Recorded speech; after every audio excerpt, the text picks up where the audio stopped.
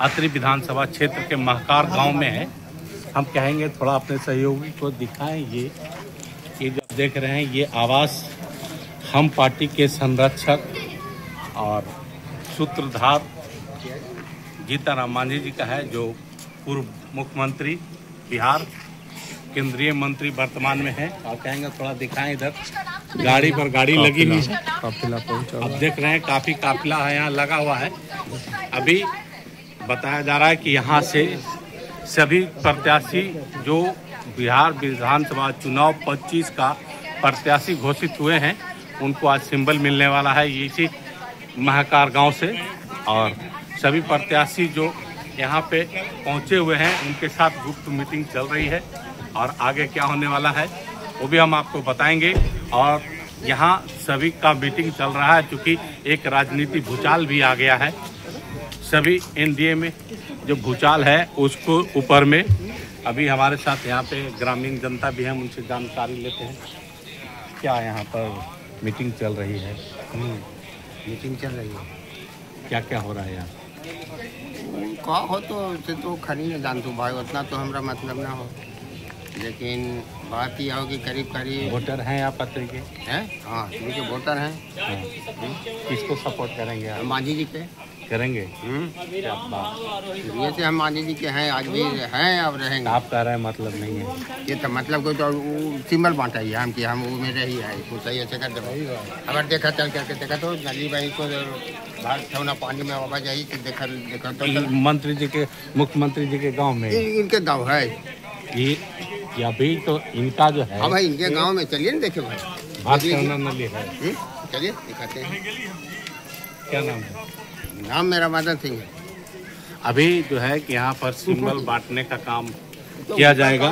बहुत ही गुप्त रूप से मीटिंग चल रही है ऊपर, और यही आवास है जो पूर्व मुख्यमंत्री बिहार सरकार के जीतनराम मांझी का आवास है। और मीटिंग हो रही है, लेकिन राजनीतिक भूचाल में क्या होने वाला है, हो सकता है कि कहीं टिकट 6 सीट मिला है इनको, 6 सीट के बाद आगे भी सीट बढ़ सकती है, ऐसे संभावना बन रही है। क्योंकि जो सूत्र बता रहे हैं वो और भी 2-3 सीट आगे बढ़ने की बात हो रही है, लेकिन कहाँ बढ़ेगी हमारे साथ जो है कि वरिष्ठ पत्रकार हैं गया क्या, उनसे जानकारी लेंगे, अब बात करेंगे। क्या कहेंगे आप? जो अभी राजनीति भूचाल भी बिहार में काफी भूचाल है और हर दल चाहता है कि हम अधिक से अधिक सीटें लें, क्योंकि हर लोग को एक चीज लगता है कि हम जितना बड़ा हम होंगे, क्योंकि जितना कद बढ़ेगा तो उसके लिए पद बढ़ाने की जरूरत है। तो हर लोग अपने जो है विधानसभा विधायकों की संख्या चाहते हैं कि हमारा जो है विधानसभा अधिक से अधिक मिले। मांझी जी भी मतलब काफ़ी नाराज दिख रहे थे, लेकिन हम कहेंगे कि नाराज नहीं, वो नाखुश हैं। लेकिन उन्होंने कहा कि जो बार्गेनिंग चल रहा है, और जदयू ने भी कुछ सीटों पर दावा किया कि हम वहाँ से अपना कैंडिडेट देंगे, तो उसी को लेकर इन्होंने कहा है कि हम जो है मखदूमपुर और बोधगया में यानी 6 नहीं, हम 8 जो है प्रत्याशी को उतारेंगे इस चुनाव के अंदर में। और ये उनका मतलब कहा कि ये सारी तैयारी हमारी चल रही है। मीटिंग जहाँ तक चल रही है वो अलग बात है, लेकिन जो एनडीए का जो घटक दल का बैठक हुआ था जिसमें निर्णय हुआ था कि आपको 6 सीट मिलेगा और ये 2 सीट अलग से कर रहे हैं। होना तो ये चाहिए कि कहीं ना कहीं ये इसको कैसे देखते हैं आप? गठबंधन धर्म का पालन तो करना ही चाहिए, चाहे अगर आप कोई भी हैं। और नीतीश जी भी नाराज चल रहे हैं। देखिए नाराज बताया जा रहा है नीतीश जी हो सकता है कि एनडीए छोड़ के पाला बदल सकते। ऐसा नहीं होगा, नाराज नहीं है, नाखुश हैं, समझे कि नहीं। और चूंकि वो कुछ सीटें अधिक चाह रहे थे कि बड़े भाई, लेकिन चूंकि भारतीय जनता पार्टी भी ये चाहती है क्योंकि एनडीए में एक सिमिलरिटीज बना रहे, कोई भी अगर एक सीट भी बढ़ता है तो भी चूंकि मीडिया उसको उछालती है कि ये बड़ा पार्टी भाई हो गया, छोटा भाई हो गया, तो ये बड़ा भाई अभी तो जुड़वा भाई चल रहा है, तो अभी चूंकि जुड़वा भाई के रूप में चल रहे, तो छोटा भाई और बड़ा भाई का जो है उस पर मतलब उन लोगों का है कि दोनों को सिमिलर रखा जाए। और बाकी जो है और जो सीटें बटी है वो मेरे अनुमान में ही था। मैंने पहले भी कहा था कि 100 सीटें दोनों को मिलेगा और बाकी 43 सीटों में 30 सीट इनको, 8 सीट हमको और 5 सीट रालोमो को। लेकिन हुआ क्या कि 101 इनको बटा और 29 सीट, यानी कि मेरे अनुमान से 1 सीट कम उनको दिया गया। और 2 सीट कम जो है, क्योंकि अभी वो 8 मांग रहे हैं, तो मैंने पहले ही अनुमान किया था कि उनको 8 मिलनी चाहिए थी, क्योंकि मेरा भी पूर्वानुमान था। तो 8 अगर मांग रहे तो अपने अनुपात में मांग रहे, और 5 जो है RLM को नहीं, जो वो उनका था। लेकिन मेरा पूर्वानुमान था, मैंने पूर्व में भी इस तरह की खबरें में दिखाया, बताया भी था लोगों को कि जो 100 पे दोनों भाई रहेंगे और 43 में बाकी 3 होंगे, जिसमें 30, 8, 5 ये फार्मूला था। एक तरफ महागठबंधन में भी पूरा भूचाल है, कांग्रेस जो है कि अड़ी हुई कि हमको 70 से 80 सीट चाहिए। अब ये तो होता क्या ना कि अभी ये प्रेशर, दबाव की राजनीति अगर आप कहें तो ये कह सकते हैं कि अभी ये मौका है। हर लोग चाहता है कि जितना ज़्यादा से ज़्यादा हम अपने पाले कर लें और जितना ज़्यादा से ज़्यादा हम लपक लें, ये उम्मीद, क्योंकि इसके बाद फिर होगा नहीं। तो ये जो प्रेशर पॉलिटिक्स जो है, इसी को कहा जाता है कि दबाव की राजनीति। एक तरफ जो है कि नामांकन का तिथि भी चल रहा है और उसी दौरान जैसे कि आप देख रहे हैं कि दोनों महागठबंधन हाँ, ये देखिए एनडीए ने काफी हद तक इस चीज को बैलेंस किया है और अपने वो काफी, मतलब हम कह सकते हैं कि डैमेज को कंट्रोल में रखा है वो।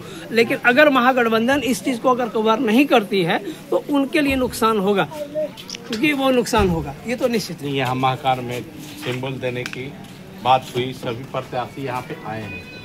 क्या लगता है कि क्या होना तो चाहिए? तो देखिए, जो ये हर दल का अपना अपना है कि वो कहाँ दे, तो इनको भी चाहिए था ऐसा गया में ही अगर इस तरह के कार्यक्रम किए जाते तो ज़्यादा अच्छा रहता। लेकिन क्योंकि सैंबल बांटने का अधिकार जो है वो राष्ट्रीय अध्यक्ष का होता है, उनके जो संरक्षक पार्टी का उनका होता है, तो वो कहीं भी दे सकते हैं और कहीं बुलाया जा सकता है। तो एक तरह से यहाँ पर भी अगर वो सैंबल का अगर वितरण कर रहे हैं तो कोई गलत नहीं कर रहे हैं। आज जो है जनसुराज भी, मतलब जो है करीब 2 चरण में उनका भी लिस्ट आ चुका है, तीसरा चरण का उनका जो है वो, तो बाकी लिस्ट उनका भी आने वाला है। जनसुराज की बात की तो एक सवाल है कि जनसुराज बिहार में महागठबंधन और एनडीए को कितना फैक्ट देगा? अरे वो अपने ही से वो किसी को कोई फैक्ट नहीं देगा।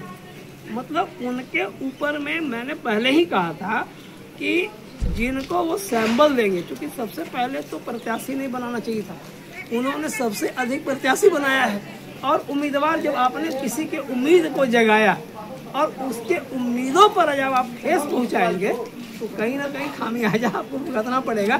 तो हो क्या रहा है कि लगभग विधानसभाओं से, ये तो पता है कि 243 सीट से वो चुनाव लड़ रहे हैं, लेकिन हर जगह से 10, 12, 15 प्रत्याशी से उन्होंने आवेदन मंगवाया, लोगों को मेहनत करवाया, और आज टिकट आप किसी कारणवश अगर एक लोग को बहुत ऐसे जगह पे, जैसे बोधगया में था, पुराने कार्यकर्ताओं को दरकिनार करके नए लोगों को, टेकारी में भी बहुत नाराजगी, बहुत सारे लोग, ये नाराजगी हर जगह होगी। और मैं पहले ही कह चुका, जनसुराज को छोड़ रहे हैं, जनसुराज को छोड़ेंगे ही, क्योंकि उनका कोई कार्यकर्ता बेस नहीं है।